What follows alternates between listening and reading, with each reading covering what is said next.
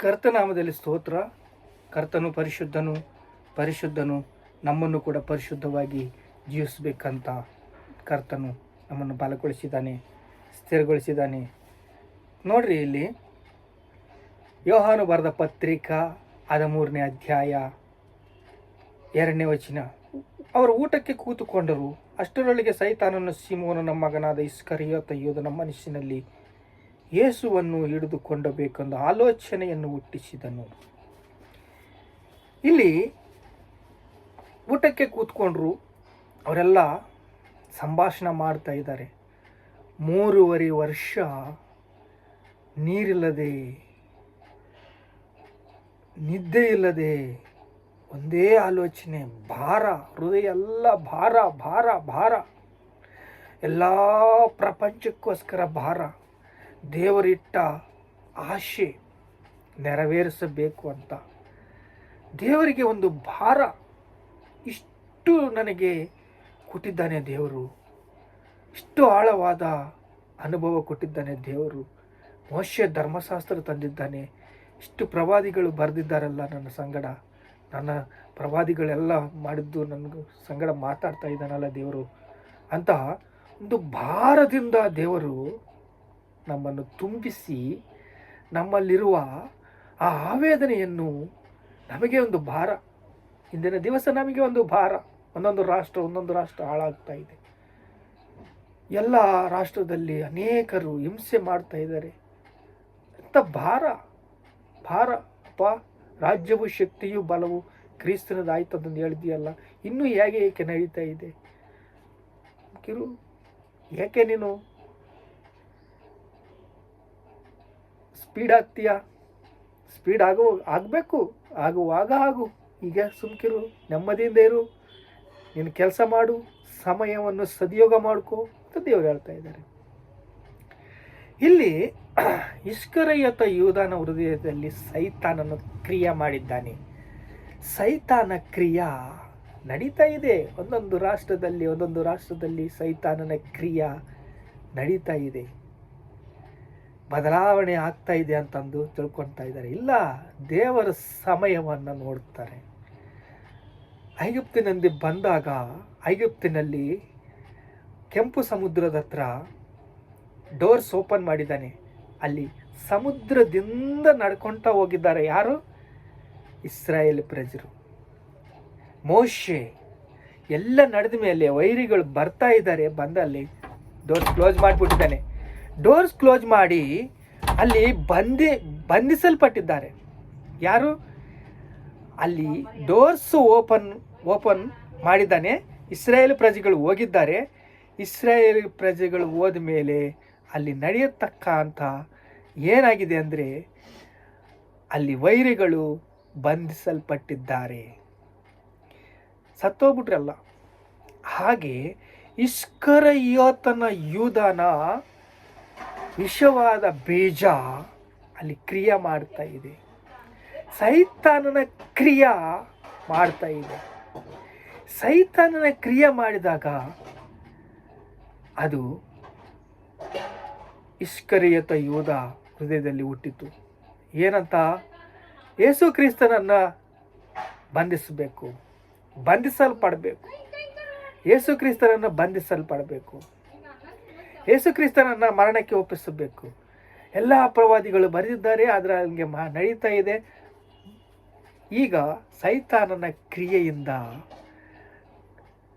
ಎಷ್ಟು ಜನ ಹಾಳಾಗ್ತಾ ಇದ್ದಾರೆ. ಕುಡುಕರು, ಅವರಿಗೆ ಕುಡಿಬೇಕಂತ ದಾಹ ಕೊಟ್ಟು ಕುಡಿಸಿ ಹಾಳು ಮಾಡಿ ಅವನನ್ನು ನಾಶನ ಮಾಡಬೇಕು.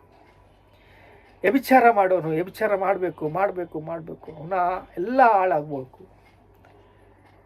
ಎಂಥ ದಾಹ ಕೊಟ್ಟು ಅವರಿಗೆ ನಾಶನ ಮಾಡೋದಕ್ಕೆ ಇಸ್ಕರಿಯೋತಗ ಕೂಡ ಒಂದು ಬದಲಾವಣೆ ಬಂತು.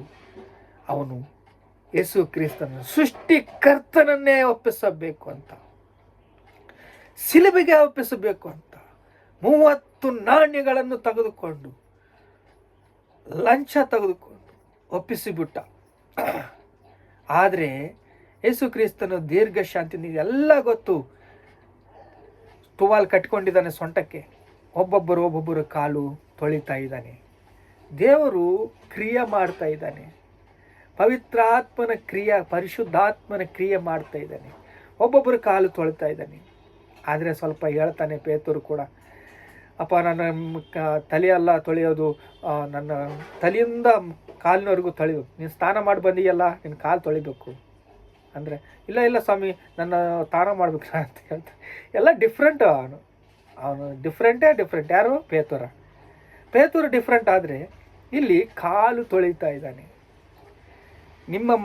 ನಿಮ್ಮ ಸಲುವಾಗಿ ಆಳಿರಿ, ನಿಮ್ಮ ಮಕ್ಕಳ ಸಲುವಾಗಿ ಆಳ್ರಿ. ದಿನವೂ ಮಕ್ಕಳ ಸಲುವಾಗಿ ಅಳಬೇಕು. ನಮ್ಮ ಮಕ್ಕಳನ್ನು ಕಾಲನ್ನು ಹಿಡ್ಕೊಂಡು ಪ್ರಾರ್ಥನೆ ಮಾಡ್ತೀನಿ. ಆತ್ಮೀಯತೆ ನಿಮಗೆ ಬೇಕು. ಏಕೆಂದರೆ ಆತ್ಮೀಯವಾಗಿ ದೇವರು ದಿನವೂ ಪರೀಕ್ಷೆ ಮಾಡ್ತಾರೆ. ದಿನವೂ ಪರೀಕ್ಷೆ ಮಾಡಿ ನಿಮ್ಮನ್ನು ನೋಡ್ತಾರೆ. ಹೇಗಿದೆ ನಿಮ್ಮ ಆತ್ಮೀಯತೆ, ಹೇಗಿದೆ ನಿಮ್ಮ ಆತ್ಮೀಯ ಸ್ಥಿತಿ, ಹೇಗಿದೆ ಅಂತ ದೇವರು ನೋಡ್ತಾರೆ. ನಿಮ್ಮನ್ನು ದೇವರು ನೋಡಿದಾಗ ದೇವರಿಗೆ ನೀವು ವಿಧೇಯತೆ ತೋರಿಸಬೇಕು. ಈಗ ಸೊಂಟ ಕಟ್ಕೊಂಡು ಎಲ್ಲರ ಕಾಲುಗಳನ್ನು ತೊಳೆದು ಏನು ಮಾಡಿದ್ದಾನೆ? ಎಲ್ಲರನ್ನ ಕೃಪೆಯಿಂದ ಕೃಪೆಗೆ ಏರಿಸಿದ್ದಾನೆ. ಅವರವರ ನಾಯಕತ್ವದಲ್ಲಿ ಅಭಿವೃದ್ಧಿ, ಅವರವರ ಸೇವೆಯಲ್ಲಿ ಅಭಿವೃದ್ಧಿ, ಅವರವರ ಕೆಲಸಗಳಲ್ಲಿ ಅಭಿವೃದ್ಧಿ. ವ್ಯಾಪಾರ ಮಾಡೋರು, ವ್ಯವಸಾಯ ಮಾಡೋರು, ವಿದ್ಯಾ ಉದ್ಯೋಗ ವ್ಯವಸ್ಥೆ, ರಾಜಕೀಯ ವ್ಯವಸ್ಥೆ, ಎಲ್ಲದರಲ್ಲಿ ಕೂಡ ಶಿಷ್ಯರಾಗಿ ಬಲಗೊಳ್ಳಬೇಕು. ದೇವರ ರಾಜ್ಯ ಕಟ್ಟಬೇಕು. ಎಲ್ಲರಿಗೆ ಒಂದೊಂದು ಕೆಲಸ ನಿಯಮ ಕೊಟ್ಟಿದ್ದಾನೆ.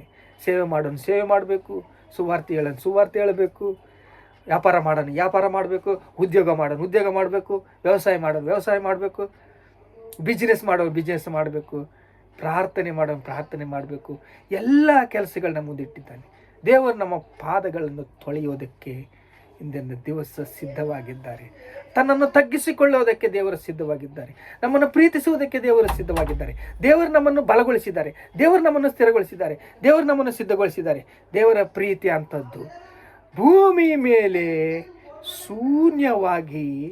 ಭೂಮಿಯನ್ನು ಶೂನ್ಯವಾಗಿ ತೇಲಾಡಿಸಿದ್ದಾರೆ ದೇವರು. ಶಿಷ್ಯರ ಕಾಲನ್ನು ತೊಳೆದಿದ್ದಾರೆ. ನಮ್ಮನ್ನು ಪ್ರೀತಿಸಿದ್ದಾರೆ. ನಮ್ಮನ್ನು ಬಲಗೊಳಿಸಿದ್ದಾರೆ. ಅವನ ರಕ್ತದಿಂದ ನಮ್ಮನ್ನು ತುಂಬಿಸಿದ್ದಾರೆ. ನರದಲ್ಲಿ ಯೇಸು ಕ್ರಿಸ್ತನ ರಕ್ತವು ನಮ್ಮಲ್ಲಿ ಪ್ರವಹಿಸ್ತಾ ಇದೆ. ಪ್ರಾರ್ಥನೆ ಮಾಡ್ತಾ ಇದ್ದಾರೆ, ಇದು ಯೇಸುವಿನ ರಕ್ತ, ಇದು ಯೇಸುವಿನ ಶರೀರ. ಯೇಸುವಿನ ರಕ್ತ ಕೊಟ್ಟು, ಯೇಸುವಿನ ಶರೀರ ಕೊಟ್ಟು ನಮ್ಮನ್ನು ದಾಹ ತೀರಿಸಿ, ಪ್ರಾರ್ಥನೆ ಭಾರ, ಆಳವಾದ ಸಂಗತಿಗಳು ನಮಗೆ ಹೇಳಿ, ಈ ಕ್ರಿಯೆ ನಿಮ್ಮ ಮಾಡಬೇಕು, ನಾನು ಸುವಾರ್ತೆ ಹೇಳಿದ್ದೀನಿ, ನಿಮಗೆ ಪ್ರಾರ್ಥನೆ ಮಾಡಿದ್ದೀನಿ ಅಂತಂದು ದೇವರು ಹೇಳಿದ್ದಾರೆ. ಈಗ ಅನೇಕ ಲಕ್ಷಣಗಳು ಸತ್ಯವೇದವು ನಮಗೆ ಹೇಳುತ್ತೆ. ಅಂದರೆ ಬಲಿದಾನಗಳು, ಅನೇಕ ಪ್ರವಾದಿಗಳು, ಶಿಷ್ಯರು ರಕ್ತ ಚರಿತ್ರೆಯಿಂದ ನಮಗೆ ಅವರ ಪಾದಗಳನ್ನು ತೊಳೆದು ನಮ್ಮನ್ನು ಪ್ರೀತಿಸಿ, ನಮ್ಮನ್ನು ಬಲಗೊಳಿಸಿ, ನಮ್ಮನ್ನು ಸ್ಥಿರಗೊಳಿಸಿ, ನಮ್ಮನ್ನು ಅಭಿಷೇಕದಿಂದ ತುಂಬಿಸಿ, ನಮ್ಮನ್ನು ಜ್ಞಾಪಕ ಮಾಡಿಕೊಂಡು ನಮ್ಮನ್ನು ಪ್ರೀತಿಸಿ ಇಲ್ಲಿಗೆ ಕರ್ಕೊಂಡ್ಬಂದಿದ್ದೆ. ಇಸ್ಕರಿಯೋತನಾದರೆ ಸತ್ತೋಗ್ಬಿಟ್ಟ. ಯಾಕೆ? ಅವನು ಶಿಷ್ಯರಲ್ಲಿ ಒಬ್ಬನು, 3.5 ವರ್ಷ ದೇವರ ಅದ್ಭುತಗಳನ್ನು ನೋಡಿದವನು. ಆದರೆ ಅವನಿಗಿರೋದು ವಾಂಛೆ, ಕಳ್ಳತನ ಮಾಡಬೇಕು, ದುರಾಶೆ, ಧನಾಪೇಕ್ಷೆ. ಗೆಹಜಿ ಅಂತನೊಬ್ಬನಿದ್ದಾನೆ ಎಲಿಷಾ ಹತ್ರ, ಅವನು ಹಾಗೆ ಮಾಡಿದ್ದಾನೆ. ಅವನು ತರಕ್ಕೂ ಕುಷ್ಠವ್ಯಾಧಿಯನ್ನು ತಂದಿದ್ದಾನೆ.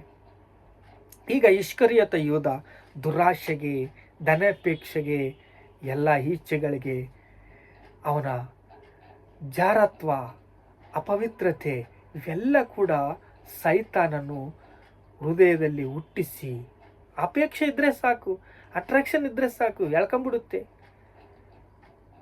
ಇಲ್ಲಿ ಸೈತಾನನು ಕ್ರಿಯೆ ಮಾಡಿದ್ದಾನೆ. ಎಂಥ ಕ್ರಿಯೆ ಮಾಡಿದ್ದಾನೆ ಅಂದರೆ ನಾಶನವಾದ ಕ್ರಿಯೆ ಮಾಡಿದ್ದಾನೆ. ಇಸ್ಕರಿಯೋತ ಯೂದನ ಹೃದಯದಲ್ಲಿ ಕ್ರಿಯೆ ಮಾಡಿಬಿಟ್ಟಿದ್ದಾನೆ.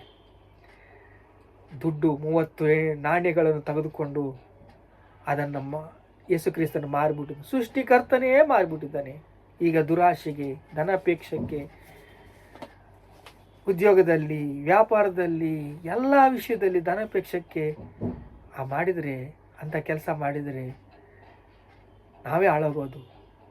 ಅದಕ್ಕಾಗಿ ಸೈತಾನನ ಕ್ರಿಯೆ ಮಾಡುತ್ತಿರುವಾಗ ಯೇಸು ನಾಮದಲ್ಲಿ ಓಡೋಗು, ಯೇಸು ಕ್ರಿಸ್ತ ನಾಮದಲ್ಲಿ ನನ್ನನ್ನು ಬಂಧಿಸ್ತೇವೆ ಅಂತಂದು ಹೇಳಿದರೆ ಅವನು ಕ್ರಿಯೆ ಮಾಡೋಕ್ಕೆ ಆಗೋದಿಲ್ಲ. ಅವನು ಹೋಗ್ಬಿಡ್ತಾನೆ, ಮತ್ತೆ ಬರ್ತಾನೆ. ಅವನ ಕೆಲಸ ಅದು.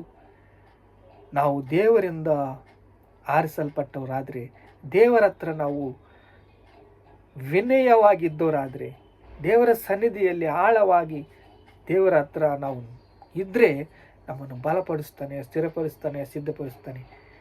12 ಮಂದಿ ಶಿಷ್ಯರು ಅನೇಕ ಕಾಂಡಗಳನ್ನು ಸುವಾರ್ತೆಯಿಂದ ನಿಲ್ಲಿಸಿದ್ದಾರೆ, ಅನೇಕ ಜನರನ್ನು ಕ್ರಿಸ್ತರನ್ನಾಗಿ ಮಾಡಿದ್ದಾರೆ. ಆದರೆ ಇಸ್ಕರಿಯೋತ ಮಾಡಿದ್ದು ಕಳ್ಳ ಕದ್ದೋದಕ್ಕೆ, ಕೊಯ್ಯುವುದಕ್ಕೆ, ನಾಶನ ಮಾಡೋದಕ್ಕೆ ಬಂದಂಗೆ ನಾಶನ ಆಗ್ಬಿಟ್ಟ, ಹಾಳಾಗ್ಬಿಟ್ಟ, ಗೆಹಜೆ ಹಾಳಾಗ್ಬಿಟ್ಟ. ಅಂತ ಕ್ರಿಯೆ ಮಾಡೋದಕ್ಕೆ ಬಂದರೆ ಅವನನ್ನು ಯೇಸು ಕ್ರಿಸ್ತ ನಾಮದಲ್ಲಿ ಬಂಧಿಸಬಹುದು. ಪ್ರಾರ್ಥನೆ ಮಾಡ್ಕೊಳ್ಳೋಣ. ತಂದೆ, ನಿಮಗೆ ಸ್ತೋತ್ರ ಅಪ್ಪ. ನಮ್ಮನ್ನು ಪ್ರೀತಿಸಿದೆಯಾ, ಬಲಗೊಳಿಸಿದೆಯಾ, ಸ್ಥಿರಗೊಳಿಸಿದೆಯಾ, ಸಿದ್ಧಗೊಳಿಸಿದೆಯಾ, ನಿಮಗೆ ಸ್ತೋತ್ರ ಏಸಪ್ಪ. ಸೈತಾನನ ಕ್ರಿಯೆ ಮಾಡಿತು ಇಸ್ಕರಿಯೋತನ ಮೇಲೆ, ಯೋಧನ ಮೇಲೆ ಅಪವಾದಿ ಅಟ್ಯಾಕ್ ಮಾಡಿದ್ದಾನೆ. ಅದನ್ನು ಅವನನ್ನು ಸ್ವೀಕರಿಸಿದ್ದಾನೆ ಅಪ್ಪ. ಹಾಗೆ ತಂದೆ, ಅನೇಕ ರೀತಿಯಾಗಿ ಇಂದಿನ ದಿವಸ ಯವನಸ್ಥರಪ್ಪ ಇದ್ದಾರಪ್ಪ, ಅವರನ್ನು ತಂದೆ ಅಂಥ ಶೋಧನೆಯಿಂದ ಪಾರು ಮಾಡಿ ಅಪ್ಪ, ಅವ್ರನ್ನ ಬಲಗೊಳಿಸಿ, ಸ್ಥಿರಗೊಳಿಸಪ್ಪ.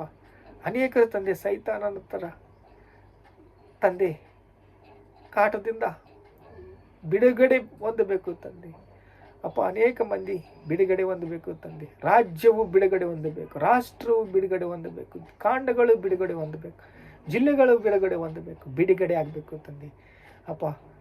12 ಮಂದಿ ಶಿಷ್ಯರಾಗಿ ಅನೇಕರನ್ನು ತಂದೆ ಯೇಸು ಕ್ರಿಸ್ತನ ಪ್ರೀತಿ, ದಯೆ, ಕನಿಕರ, ಕೃಪೆ, ದೀರ್ಘಶಾಂತಿ ಎಲ್ಲ ಕೊಟ್ಟು ತಂದೆ ಅವರನ್ನು ತಂದೆ ಶಾಂತಿಯಿಂದ ಬಲಗೊಳಿಸು, ಸ್ಥಿರಗೊಳಿಸು, ಸಿದ್ಧಗೊಳಿಸು. ನಿಮಗೆ ಸಮಸ್ತ ಮಹಿಮೆ, ಘನತೆ, ಪ್ರಭಾವಗಳು ಯೇಸು ಕ್ರಿಸ್ತ ನಾಮದಲ್ಲಿ ಚೆಲ್ಲಿಸ್ತಾ ಇದ್ದೇವೆ ತಂದೆ. ಆಮೇಲೆ